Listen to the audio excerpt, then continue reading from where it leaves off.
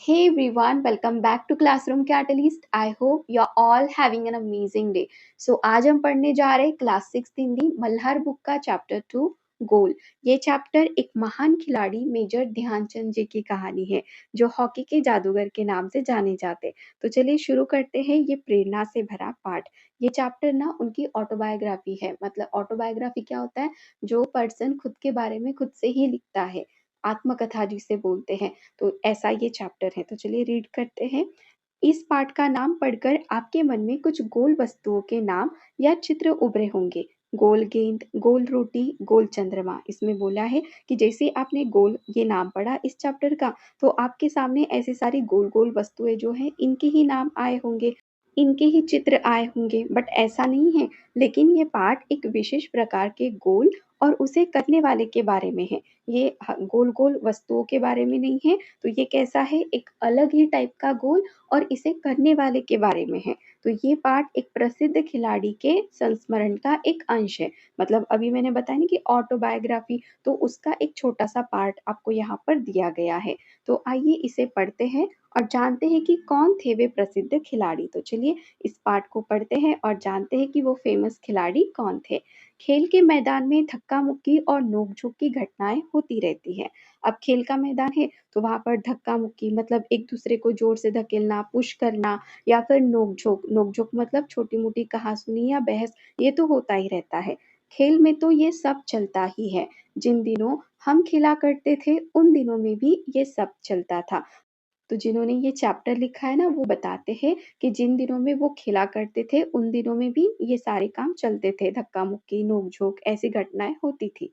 सन 1933 की बात है। उन दिनों में मैं पंजाब रेजिमेंट की ओर से खेला करता था। रेजिमेंट क्या होता है? सेना की एक टुकड़ी, आर्मी यूनिट। तो यहाँ पर वो बता रहे हैं कि 1933 की बात है। उन दिनों मैं किसकी ओर से खेला करता था? पंजाब रेजिमेंट की ओर से। और एक दिन पंजाब रेजिमेंट और सैम्पर्स एंड माइनर्स टीम के बीच मुकाबला हो रहा, क्योंकि खेल है तो दो टीम तो लगती है ना। सो दो टीम के बीच में मुकाबला चल रहा था। माइनर्स टीम के खिलाड़ी मुझसे गेंद छीनने की कोशिश करते, लेकिन उनकी हर कोशिश बेकार जाती। सो अपोजिट वाली जो टीम थी, माइनर्स, सैम्पर्स एंड माइनर्स टीम, तो इसके जो खिलाड़ी थे वे क्या करते थे? जो लेखक है ना, इनसे गेंद छीनने की कोशिश करते थे, लेकिन हर बार उनकी कोशिश बेकार जाती। इतने में एक खिलाड़ी ने गुस्से में आकर हॉकी स्टिक मेरे सिर पर दे मारी। मतलब गुस्सा आया कि भाई गेंद तो हमें मिल ही नहीं रहा है। तो उन्होंने क्या किया, एक खिलाड़ी ने क्या किया, लेखक के सिर पर अपने हॉकी स्टिक से मार दिया। मुझे मैदान से बाहर ले जाया गया क्योंकि इंजर्ड हुए थे ऑथर। सो उन्हें बाहर लेकर गए। थोड़ी देर बाद मैं पट्टी बांधकर फिर मैदान में आ पहुंचा। आते ही मैंने उस खिलाड़ी की पीठ पर हाथ रखकर कहा, तुम चिंता मत करो, इसका बदला मैं ज़रूर लूँगा। अब उनकी सिर पर मारा था ना, तो यहाँ पर लेखक क्या करते, पट्टी बाँध कर बाहर आ जाते और उस खिलाड़ी के पीठ पर हाथ रखकर कहते कि भई तुम चिंता मत करो, इसका बदला मैं ज़रूर लूँगा। अब चलिए आगे देखते हैं कि लेखक अपना बदला कैसे लेते हैं। मेरे इतना कहते ही वह खिलाड़ी घबरा गया। अब उसको लग रहा है कि मैंने इसके सिर पर मारा है तो अब ये भी हॉकी स्टिक से मेरे सिर पर मारेगा। अब हर समय मुझे ही देखता रहता कि मैं कब उसके सिर पर हॉकी स्टिक मारने वाला हूँ। मतलब खुद को बचाने की कोशिश में वो लगा हुआ था। मैंने एक के बाद एक झटपट 6 गोल कर दिए। खेल खत्म होने के बाद मैंने फिर उस खिलाड़ी की पीठ थपथपाई और कहा, दोस्त, खेल में इतना गुस्सा अच्छा नहीं है। देखिए, खेल में हार जीत तो होती रहती है क्योंकि खेल है, तो एक टीम को जीतना होगा, एक टीम को हारना होगा, राइट? तो यहाँ पर ऑथर का भी वही कहना है कि भई खेल में इतना गुस्सा अच्छा नहीं। और उन्होंने तो एक के बाद एक झटपट 6 गोल भी कर दिए थे और उस टीम को हरा दिया था। मैंने तो अपना बदला ले ही लिया।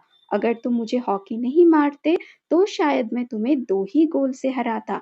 यहाँ पर अपोजिट वाली टीम कितने गोल से हारी है? 6 गोल से। तो इस पर ऑथर का कहना है कि भई अगर तुम मेरे सिर पर हॉकी स्टिक से नहीं मारते तो मैं तुम्हें सिर्फ 2 ही गोल से हराता। लेकिन तुमने मुझे मारकर गलती की, मैंने तुम्हें 6 गोल से हरा दिया। वह खिलाड़ी सचमुच बड़ा शर्मिंदा हुआ। उसे लग रहा था कि भई ये खिलाड़ी मेरे सिर पर मारेगा, लेकिन ऐसा नहीं हुआ। उन्होंने तो गोल कर मेहनत दिखाकर उसे हराया था, तो वो शर्मिंदा हो गया।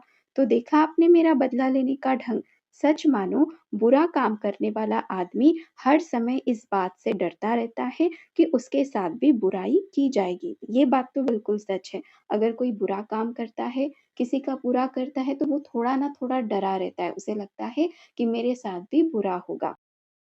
तो यहाँ पर लेखक ने मार कर अपना बदला पूरा नहीं किया, मेहनत कर कर अपोजिट टीम को हराकर अपना बदला पूरा किया। अब आगे पढ़ते हैं। आज मैं जहाँ भी जाता हूँ, बच्चे व बूढ़े मुझे घेर लेते हैं और मुझसे मेरी सफलता का राज जानना चाहते, मतलब सक्सेस का राज जानना चाहते। मेरे पास सफलता का कोई गुरु मंत्र तो है नहीं।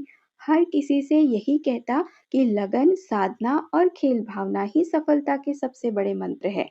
मतलब लगन से काम करना चाहिए, पूरी साधना होनी चाहिए और खेल भावना होनी चाहिए, तो हमें सफलता ज़रूर मिल सकती है और यही गुरु मंत्र है, मैं ऐसे बताता हूँ। मेरा जन्म सन 1904 में प्रयाग में एक साधारण परिवार में हुआ, मतलब मिडिल क्लास फैमिली। बाद में हम झांसी आकर बस गए। 16 साल की उम्र में मैं फर्स्ट ब्राह्मण रेजिमेंट में एक साधारण सिपाही के रूप में भर्ती हो गया। मेरी रेजिमेंट का हॉकी खेल में काफ़ी नाम था। जिस रेजिमेंट में लेखक सिपाही के रूप में भर्ती हुए थे ना, उस रेजिमेंट का हॉकी खेल में काफ़ी ज़्यादा नाम था, पर खेल में मेरी कोई दिलचस्पी नहीं थी। उस समय हमारी रेजिमेंट के सूबेदार मेजर तिवारी थे, मतलब लेखक को कोई रुचि नहीं थी, कोई इंटरेस्ट नहीं था हॉकी खेल में। और उस समय इनके रेजिमेंट के सूबेदार मेजर तिवारी थे। वे बार-बार मुझे हॉकी खेलने के लिए कहते। हमारी छावनी में हॉकी खेलने का कोई निश्चित समय नहीं था। मतलब किसी भी टाइम पर ये लोग खेलते थे। सैनिक जब चाहे मैदान में पहुंच जाते और अभ्यास शुरू कर देते। उस समय तक मैं एक नौसिखिया खिलाड़ी था। नौसिखिया मतलब क्या होता है? नया-नया सीखने वाला, बिगिनर। तो लेखक कैसे थे? बिगिनर थे, इन्हें आता नहीं था हॉकी खेलना। जैसे-जैसे देखिए, अब हम क्या पढ़ रहे हैं कि शुरुआत में तो उन्हें कोई इंटरेस्ट ही नहीं था हॉकी में, है ना? और फिर बाद में क्या हुआ कि जब वो खेलने लग गए थे तो वो बिगिनर थे। मतलब वो सीख रहे थे कि गेम कैसे खेला जाता है।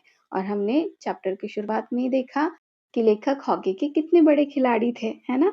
जैसे-जैसे मेरे खेल में निखार आता गया, वैसे-वैसे मुझे तरक्की भी मिलती गई। सन 1936 में बर्लिन ओलंपिक में मुझे कप्तान बनाया गया, कैप्टन बनाया गया। उस समय मैं सेना में लांस नायक था, मतलब ये सिपाही थे ना, तो सिपाही से क्या बन गए थे? लांस नायक बन गए थे। बर्लिन ओलंपिक में लोग मेरे हॉकी खेलने के ढंग से इतने प्रभावित हुए कि उन्होंने मुझे हॉकी का जादूगर कहना शुरू कर दिया। शुरुआत में तो उन्हें कोई इंटरेस्ट नहीं था, है ना? फिर वो बिगिनर थे, सीखा उन्होंने और बर्लिन में तो उनके खेलने का ढंग देखकर लोगों ने उन्हें क्या कहना शुरू कर दिया? हॉकी का जादूगर। इसका ये मतलब नहीं कि सारे गोल मैं ही करता था। मेरी तो हमेशा ये कोशिश रहती कि मैं गेंद को गोल के पास ले जाकर अपने किसी साथी खिलाड़ी को दे दूँ, ताकि उसे गोल करने का श्रेय मिल जाए। तो यहाँ पर लेखक क्या बता रहे हैं कि इसका मतलब ये नहीं था कि सारे के सारे गोल मैं अकेला करूँ। तो इनकी कोशिश क्या रहती थी कि गेंद को बस गोल के पास लेकर जाना और टीम में जो दूसरे भी खिलाड़ी हैं, उनसे वो गोल करवाना, ताकि उन्हें भी गोल करने का श्रेय मिले। अपनी इस खेल भावना के कारण मैंने दुनिया के खेल प्रेमियों का दिल जीत लिया। बर्लिन ओलंपिक में हमें स्वर्ण पदक मिला। स्वर्ण पदक मतलब गोल्ड मेडल मिला। खेलते समय मैं हमेशा इस बात का ध्यान रखता था कि हार या जीत मेरी नहीं बल्कि पूरे देश की है। अगर मैं खेल अच्छा नहीं खेल रहा हूँ, अगर हार गया तो मेरा देश हारेगा और अगर मैं जीत गया तो मेरा देश जीतेगा। तो ये चैप्टर किसका है? मेजर ध्यानचंद जी द्वारा लिखा गया है। उनकी ही ये स्टोरी है, रियल लाइफ स्टोरी। चलिए अब लेखक से परिचय देखते हैं। ये मेजर ध्यानचंद जी है। यदि कोई खिलाड़ी अपनी आत्मकथा का नाम गोल रखे तो इस नाम को पढ़कर इतना तो तुरंत समझ में आ जाता है कि उसे खेल से कितना प्यार रहा होगा। जी हाँ, वे अमर खिलाड़ी हैं, हॉकी के जादूगर कहे जाने वाले मेजर ध्यानचंद। इतने महान कि भारत उनके जन्मदिन को राष्ट्रीय खेल दिवस के रूप में मनाता है। इतने महान हैं, जिससे लाखों भारतवासी उनके जीवन से प्रेरणा ले सके।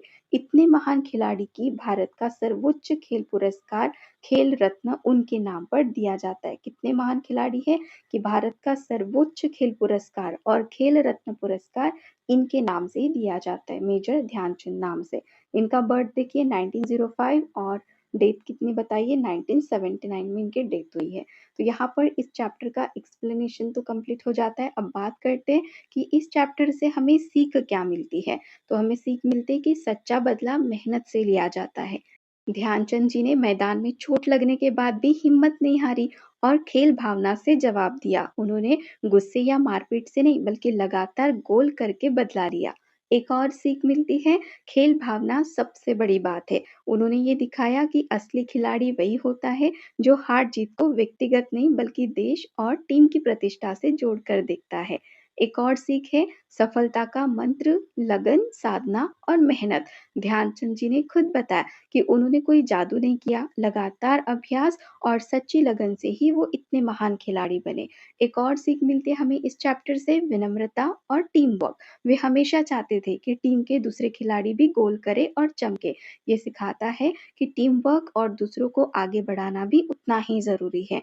लास्ट सीख है इसकी, बुराई का जवाब बुराई से नहीं। ध्यानचंद जी ने ये बताया कि बुरे व्यवहार का जवाब अच्छे तरीके से दिया जा सकता है। उन्होंने मारने वाले खिलाड़ी से बदला लेने की बजाय खेल में उत्कृष्ट प्रदर्शन करके उसे शर्मिंदा किया। तो बुराई का जवाब बुराई से नहीं देना चाहिए।